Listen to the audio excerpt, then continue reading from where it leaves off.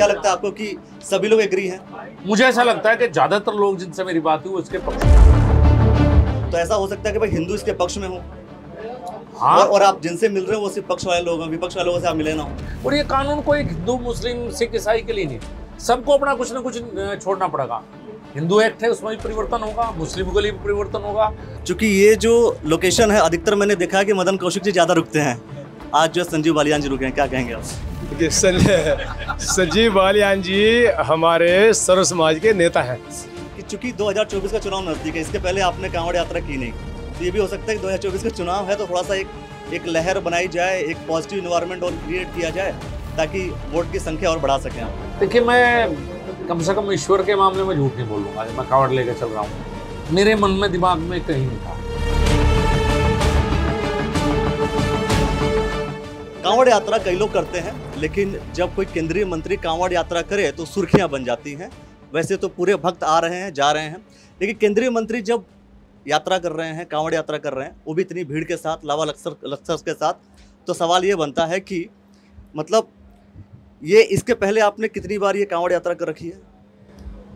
मेरा पहला अनुभव है। मैंने सोचा तो बहुत था, क्योंकि जब कावड़िया यहाँ से गुजरते हैं तो मुजफ्फरनगर होकर अलग अलग हिस्सों में जाते हैं देश के जी, और मुजफ्फरनगर उनका स्वागत सत्कार बहुत करता है।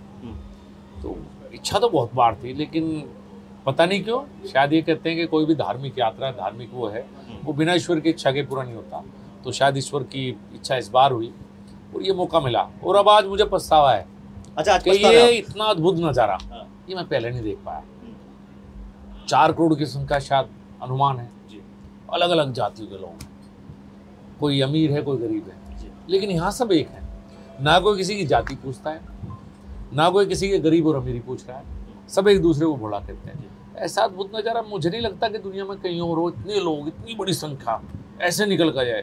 और सबसे बड़ी बात है कि उत्तराखंड हो या पश्चिम उत्तर प्रदेश हो, इनके स्वागत के लिए और सत्कार के लिए जितने जा रहे हैं उतनी जनता सड़कों पर खड़ी है।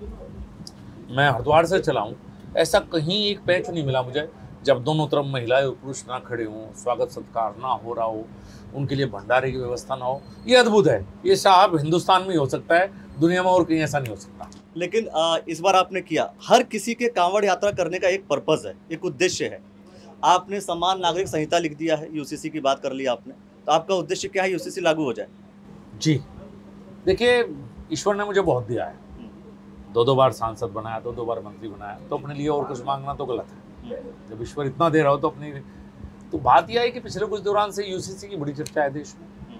माननीय प्रधानमंत्री जी ने भी कहा कि एक देश में एक कानून होना चाहिए, और उत्तराखंड सरकार पहली सरकार है जिसने एक कमेटी बनाई और शायद लागू करने वाले हैं जल्दी।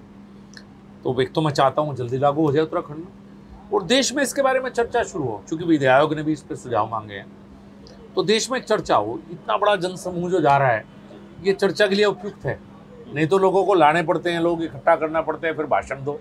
यहाँ सब लोग इकट्ठे मिल रहे हैं। अब मैं चलता हूँ तो कोई ना कोई चर्चा कर लेता है, जैसे आपने की। तो आपको क्या लग रहा है कि जो चूंकि आप चर्चा कर रहे हैं बीच में, क्या लगता है आपको कि सभी लोग एग्री हैं? मुझे ऐसा लगता है कि ज्यादातर लोग जिनसे मेरी बात हुई वो इसके पक्ष में है। हो सकता है कुछ लोगों को कुछ कंफ्यूजन रहा हो, वो हम सब मिलकर कंफ्यूजन दूर करेंगे और देश इसके लिए तैयार है। ऐसा भी तो हो सकता है, चूंकि कांवड़ जो है हिंदुओं का एक महापर्व, मैं बोलूंगा, चूंकि 4 करोड़ यात्री अगर आ रहे हैं तो ऐसा हो सकता है कि भाई हिंदू इसके पक्ष में हो। हाँ, और आप जिनसे मिल रहे हो वो सिर्फ पक्ष वाले लोग हैं, विपक्ष वाले लोगों से आप मिले ना हो। ये भी हो सकता है, बिल्कुल आपके ठीक है। जब लोग कमेटी बनेगी या कुछ बात होंगी, अभी उत्तराखंड सरकार ने जो कमेटी बनाई वो सबसे मिली है, सबकी राय ले, विधि आयोग भी सबकी राय ले रहा है, उनकी राय भी आएगी। और ये कानून कोई हिंदू मुस्लिम सिख ईसाई के लिए नहीं, सबको अपना कुछ ना कुछ छोड़ना पड़ेगा। हिंदू एक्ट है, उसमें भी परिवर्तन होगा, मुस्लिम के लिए भी परिवर्तन होगा, ईसाई के भी कुछ प्रावधान है, सिखों को भी कुछ प्रावधान है। तो सबको मिलकर देश को एक करना, जैसे कावड़ एक कर रही है ना देश को, कि कुछ नहीं भाई, जातियाँ कितनी हिंदुओं में, आप पूछिए किसी की जाति, पता ही नहीं लगेगा आपको ये भी नहीं पता लगेगा अमीर है गरीब है। तो जब यहाँ जिस तरह से एकरूपता आई है, उसी तरह से सबको अपना कुछ ना कुछ छोड़ेंगे तो देश में एकरूपता है। अच्छा, चूंकि पॉलिटिकल व्यक्ति से कुछ पॉलिटिकल सवाल तो बनता है इस मामले में कि चूंकि 2024 का चुनाव नजदीक है, इसके पहले आपने कांवड़ यात्रा की नहीं, तो ये भी हो सकता है कि 2024 का चुनाव है तो थोड़ा सा एक लहर बनाई जाए, एक पॉजिटिव इन्वायरमेंट और क्रिएट किया जाए ताकि वोट की संख्या और बढ़ा सकें हम। देखिए, मैं कम से कम ईश्वर के मामले में झूठ नहीं बोलूँगा। मैं कावड़ लेकर चल रहा हूँ, मेरे मन में दिमाग में कहीं नहीं था कि 2024 का चुनाव, मेरे मन में नहीं था। लेकिन चूंकि नजदीक है ना, नजदीक हाँ, हो सकता है आपका सवाल जायज है, लेकिन मेरे मन में यही बात थी, इच्छा कई बार से हुई इस बार पूरी होगी तो मेरे मन में नहीं। धन्यवाद सर। भारतीय जनता पार्टी को छोड़ो पूरी जनता में इतना उत्साह है माननीय मंत्री जी का कि हमारे केंद्रीय मंत्री जी एक आराध्य को जो पूरे आज भारत मान रहा है।